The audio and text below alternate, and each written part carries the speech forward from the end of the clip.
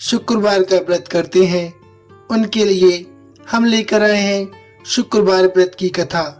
तो आपसे अनुरोध है कथा को पूरा सुनिएगा, साथ ही वीडियो को लाइक शेयर कीजिएगा। यदि आप चैनल पर नए हैं तो सब्सक्राइब अवश्य कर लें, आपका बहुत धन्यवाद होगा।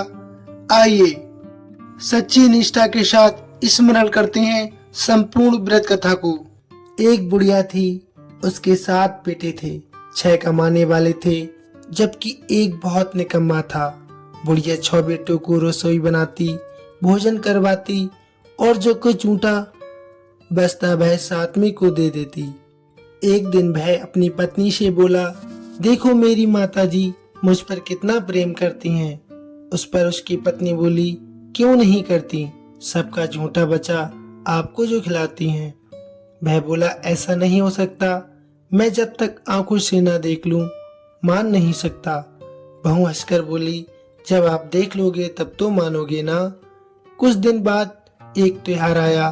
घर में 7 प्रकार के भोजन, चूरमे के लड्डू बने। वह जांचने को सिर दुखाने के बहाने सिर पर रखकर रसोई घर में सो गया। वह कपड़े में से सब देखता रहा। 6 भाई भोजन करने आए। उसने देखा माँ ने उनके लिए सुंदर आसन बिछाकर नाना प्रकार की रसोई परोसी और आग्रह करके उन्हें जमाया।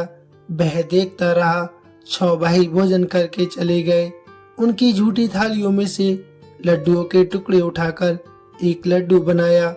जूठन साफ कर बुढ़िया माँ ने उसे पुकारा, बेटा तुम्हारे सभी भाई भोजन करके चले गए हैं, अब तू ही बाकी है, उठ आ भोजन खा ले। वह कहने लगा, माँ मुझे भोजन नहीं करना, मैं अब परदेश जा रहा हूँ। माँ ने कहा, कल जाता हो बेटा, आज ही चला जा। वह बोला, हाँ आज ही जा रहा हूँ। चलते समय उसे अपनी पत्नी की याद आई। वह गौशाला में उपले थाप रही थी। वहां जाकर वह उससे बोला, हम जामे परदेश आवेंगे कुछ काल, तुम रहियो संतोष से धर्म अपनो पाल। वह बोली, जाओ पिया आनंद से, हमरो सोच हटाए, राम भरोसे हम रहे ईश्वर तुम्हें सहाय। दे दो कोई निशानी आपन, देख धरू में धीर, सुध मत हमारी बिसरियो, रखियो मन गंभीर। फिर वह बोला, मेरे पास तो कुछ नहीं है, ये एक अंगूठी है, सो तुम ले लो और अपनी कुछ निशानी मुझे दे दो। वह बोली, मेरे पास क्या है, ये गोबर भरा हाथ है। ये कहकर उसने उसकी पीठ में गोबर के हाथ की थाप मार दी। वह चल दिया। चलते चलते दूर प्रदेश पहुंचा। वहां जाकर एक साहूकार की दुकान पर उसे नौकरी रखने के लिए वह अर्जी करने लगा।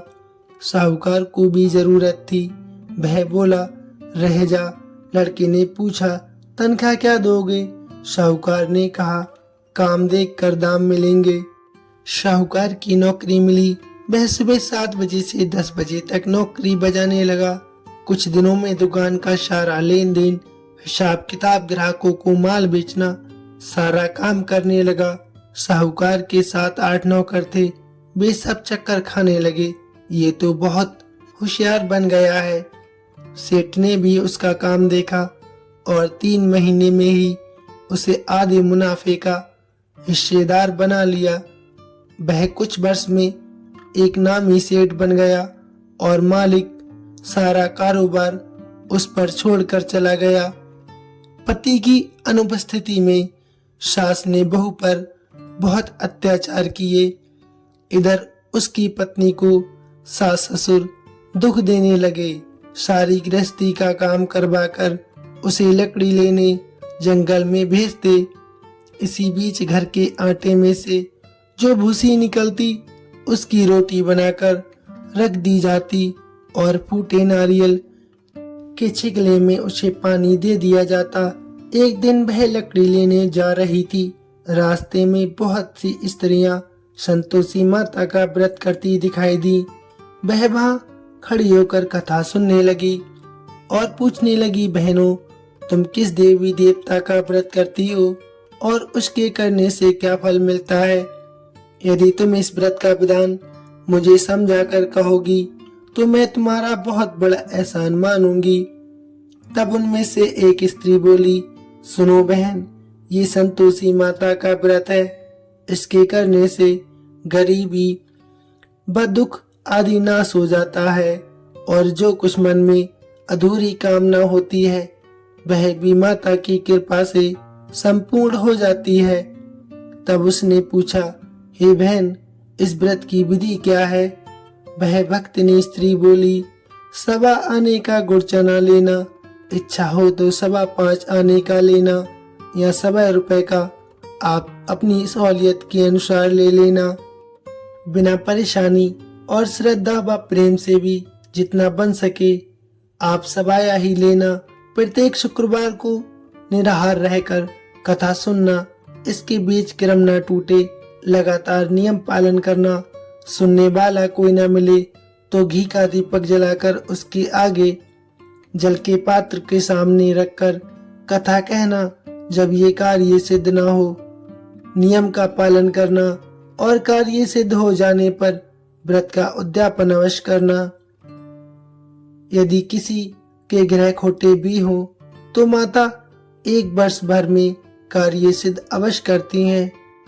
फल सिद्ध होने पर उद्यापन करना चाहिए, बीच में नहीं। उद्यापन में 2.5 सेर आटे का खाजा तथा इसी परिमाण से खीर तथा चने का साग करना।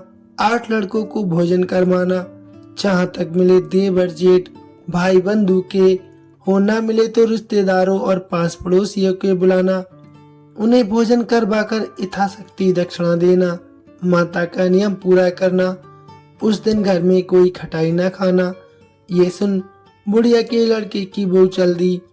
रास्ते में लकड़ी के बोझ को बेच दिया और उन पैसों से गुड़ चना ले माता के व्रत की तैयारी करने आगे चली और सामने मंदिर देखकर पूछने लगी, ये मंदिर किसका है?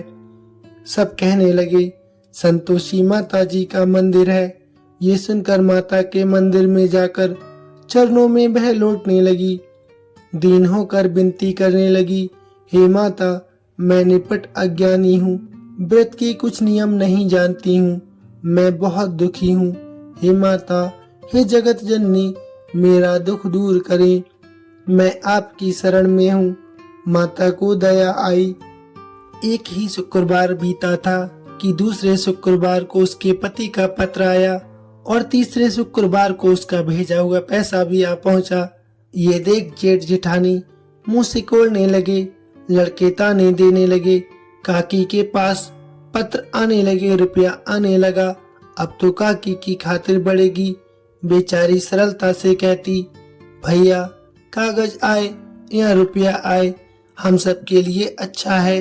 ऐसा कहकर आंखों में आंसू भरकर संतोषी माता के मंदिर में जाकर रोने लगी और कहने लगी, हे माता, हे मातेश्वरी, मैंने आपसे पैसा रुपया थोड़ी मांगा था, मुझे पैसे से क्या काम है, मुझे तो अपने स्वाग से काम है, मैं तो अपने स्वामी के दर्शन मांगती हूँ।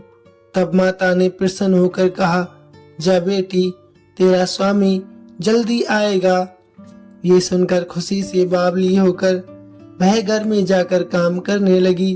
अब संतोषी माँ विचार करने लगी, इस भोली पुत्री को मैंने कह तो दिया है कि तेरा पति जल्दी आएगा, लेकिन कैसे वह तो इसे स्वप्न में भी याद नहीं करता। उसे याद दिलाने को मुझे ही जाना पड़ेगा। इस तरह माताजी उस बुढ़िया के बेटे के पास जा स्वप्न में प्रकट हो कहने लगी, साहूकार के बेटे सो रहा है या जागता है? वह कहने लगा, माता सोता भी नहीं हूँ, जागता भी नहीं हूँ, कहो क्या आज्ञा है? तब माताजी कहने लगी, तेरे घर बार कुछ है या नहीं? वह बोला, मेरे पास सब कुछ है, माँ बाप बहू क्या कमी है? माँ बोली, भोले पुत्र, तेरी बहू घोर कष्ट उठा रही है, तेरे माँ बाप उसे परेशानी दे रहे हैं, वह तेरे लिए तरस रही है, तू उसकी सुध ले। वह बोला, हाँ माताजी, ये तो मालूम है मुझे, परंतु जाऊं तो जाऊं कैसे? परदेश की बात है, लेन देन का कोई हिसाब नहीं, कोई जाने का रास्ता नहीं आता, कैसे चला जाऊं? माँ कहने लगी, मेरी बात मान, सवेरे नहा धोकर संतोषी माता का नाम ले, घी का दीपक जला, दंडवत कर दुकान पर जा बैठना। देखते ही देखते तेरा सारा माल बिक जाएगा। सांझ होते होते धन का भारी ढेर लग जाएगा। अब बूढ़ी की बात मानकर वह नहा धोकर संतोषी माता को दंडवत घी का दीपक जला दुकान पर जा बैठा। थोड़ी देर में देने वाले रुपया लाने लगे, लेने वाले हिसाब लेने लगे। कोठे में भरे सारे सामान खरीदार नगद दाम में सौदा करने लगे। शाम तक धन का भारी ढेर लग गया। मन में माता का नाम लेकर, चमत्कार देखकर प्रसन्न होकर घर जाने के लिए गहने, कपड़े, वस्त्र आदि खरीदने लगा। यहाँ काम से निपट तुरंत वह घर को रवाना हो गया। उधर उसकी पत्नी जंगल में लकड़ी लेने जाती है। लौटते वक्त माता जी के मंदिर में विश्राम करती है। वह तो उसके प्रतिदिन रुकने का जो स्थान ठहरा। धूल उड़ती देख वह माता जी से पूछती है, हे माता, ये धूल कैसी उड़ रही है? तब माता जी कहती हैं, हे पुत्री, तेरा पति आ रहा है। अब तू ऐसा कर, लकड़ियों के 3 बोझ बना ले। एक नदी किनारे रख और दूसरा मेरे मंदिर पर, तीसरा अपने सिर पर।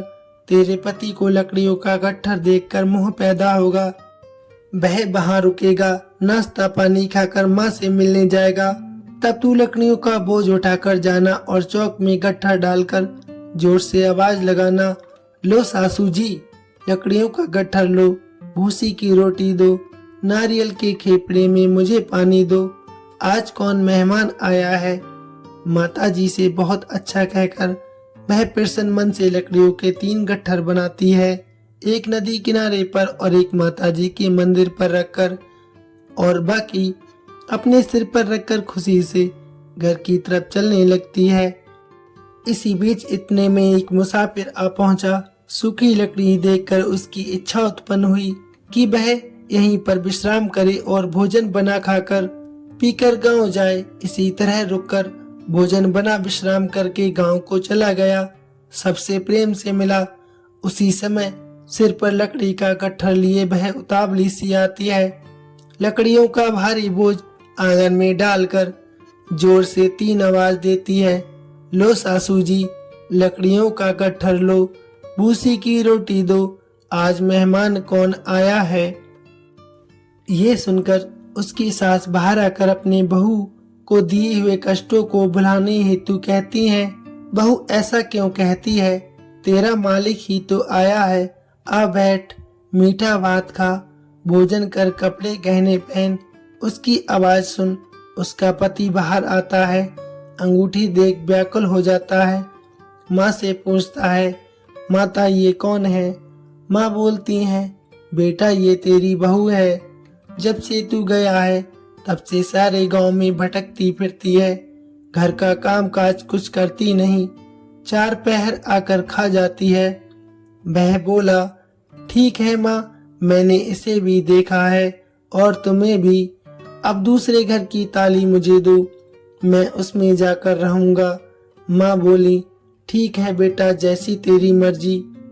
तब वह दूसरे मकान की 3री मंजिल का कमरा खोलकर सारा सामान जमा कर वहां पर रहने लगा। एक दिन में राजा के महल जैसा ठाट बाट उसने बना लिया। अब क्या था, बहू सुख भोगने लगी। इतने में शुक्रवार आ गया। तब उसकी पत्नी ने अपने पति से कहा, मुझे संतोषी माता का व्रत का उद्यापन करना है। पति बोला, खुशी से कर लो। वह उद्यापन की तैयारी करने लगी। जिठानी के लड़कों को भोजन के लिए कहने गई। उन्होंने मंजूर किया, परंतु पीछे से जिठानी ने अपने बच्चों को सिखाया, देखो बच्चों, भोजन के समय खटाई मांगना, जिससे उसका उद्यापन पूरा ना हो सके। लड़के जीमने आए, खीर खाना पेट भर कर खाया, परंतु बाद में खाते ही कहने लगे, हमें खटाई दे दो, खीर खाना हमको भाता नहीं, देखकर अरुचि होती है। वह कहने लगी, भाई खटाई किसी को नहीं दी जाएगी, ये संतोषी माता का प्रसाद है। लड़के उठ खड़े हुए, बोले, हमें पैसा लाओ। बोली बहू कुछ नहीं जानती, सोने पैसे दे दिए। लड़के उसी समय हट करके इमली खटाई लेकर खाने लगे। ये देखकर बहू पर माताजी ने कोप किया। राजा के दूत उसके पति को पकड़ कर ले गए। जेठ जेठानी मनमाने वचन कहने लगे। लूट लूट कर धन इकट्ठा कर लिया था, अब सब मालूम पड़ जाएगा जब जेल की मार खाएगा। बहू से ये कटु वचन सहन नहीं हुए, वह रोती हुई माताजी के मंदिर में गई। कहने लगी, हे माता, तुमने ये क्या किया? हंसाकर अब हमको क्यों रुलाने लगी? माताजी बोली, बेटी, तूने उद्यापन करके मेरा व्रत भंग किया है। वह कहने लगी, माता, मैंने कुछ अपराध नहीं किया, मैंने तो लड़कों को भूल से पैसे दे दिए थे, मुझे क्षमा कर दो, मैं तुम्हारा फिर से उद्यापन करूंगी। माता बोली, अब भूल मत करना। वह कहने लगी, अब नहीं होगी, अब बतलाओ वे कैसे आवेंगे? माँ बोली, जा पुत्री, तेरा पति तुझे रास्ते में आता मिलेगा। वह निकली, राह में पति आता मिला। वह पूछने लगी, कहाँ गए थे? वह कहने लगा, इतना धन जो कमाया है उसका टैक्स राजा ने मांगा था, वह भरने गया था। वह प्रसन्न होकर बोली, भला हुआ, अब घर चलो। कुछ दिन बाद फिर शुक्रवार आया। वह बोली, मुझे फिर से माता का उद्यापन करना है। पति ने कहा, ठीक है, करो। बहू फिर जेठ के लड़कों को भोजन के लिए कहने गई। जेठानी ने तो एक दो बातें सुनाई, सब लड़कों को सिखाने लगी, तुम सब लोग पहले ही खटाई मांगना। लड़के भोजन से पहले कहने लगे, हमें खीर नहीं खानी, हमारा जी बिगड़ता है, कुछ खटाई खाने को भी देना। वह बोली, खटाई किसी को नहीं मिलेगी, आना है तो आओ। ब्राह्मण के लड़के लाकर उसने भोजन करवाया। यथाशक्ति दक्षिणा की जगह एक एक फल उन्हें दिया। संतोषी माता प्रसन्न हुई। माता की कृपा होते ही 9वें मास उसको चंद्रमा के समान सुंदर पुत्र प्राप्त हुआ। पुत्र को पाकर प्रतिदिन माताजी के मंदिर जाने लगी। माँ ने सोचा, ये रोज आती है, आज क्यों ना मैं इसके घर चलूं। ये विचार कर माता ने भयानक रूप बनाया। गुड़ चने से सना मुख, ऊपर सूंड के समान होठ, उस पर मक्खियां भिन बिना रही थीं। दहलीज पर पांव रखते ही उसकी सास चिल्लाई, देखो रे, कोई चुड़ैल डाकिन चली आ रही है, लड़कों इसे भगाओ, नहीं तो किसी को खा जाएगी। लड़के भागने लगे, चिल्लाकर खिड़की बंद करने लगे। बहू रोशनदान में से देख रही थी। प्रसन्नता से पगली बन चिल्लाने लगी, आज मेरी माताजी मेरे घर आई हैं। वह बच्चे को दूध पीने से हटाती है। इतने में सास का क्रोध फूट पड़ा। वह बोली, क्या उतावली हुई है? बच्चे को पटक दिया। इतने में माँ के प्रताप से लड़के ही लड़के नजर आने लगे। वह बोली, माँ, मैं जिनका व्रत करती हूँ ये वही संतोषी माता है। सबने माता जी के चरण पकड़ लिए और विनती करने कहने लगे, हे माता, हम मूर्ख हैं, हम अज्ञानी हैं, तुम्हारे व्रत की विधि हम नहीं जानते। व्रत भंग कर हमने बहुत बड़ा अपराध किया है।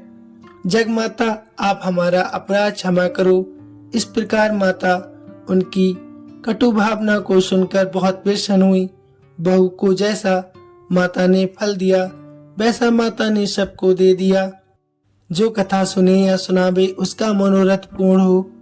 प्रेम पूर्वक बोलिए संतोषी माता की जय। दोस्तों, वीडियो कैसी लगी प्लीज कमेंट में अवश्य बताइए, साथ ही लाइक शेयर अवश्य करना। संपूर्ण वीडियो देखने के लिए आपका बहुत बहुत धन्यवाद।